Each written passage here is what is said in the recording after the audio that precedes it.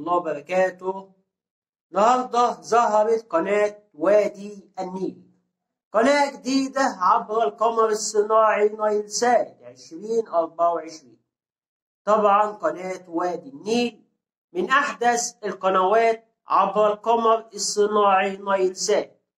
ظهرت القناة في الفترة الأخيرة عبر القمر الصناعي نايل سات على تردد 12687 مع معدل ترميز 27500، والاستقطاب هيكون عمودي حرف الفي.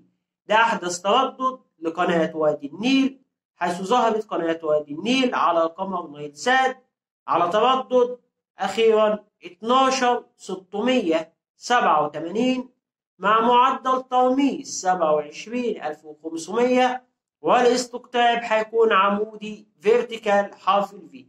طبعا قناة وادي النيل تعمل عبر القمر الصناعي نايل سات، وسبق اللي احنا قلنا التردد ده تردد حزمة شرقية. طبعا ده كان قناة وادي النيل اللي ظهرت مؤخرا عبر القمر الصناعي نايل سات، وهي قناة منوعات عبر القمر الصناعي نايل سات تابعة لدولة السودان.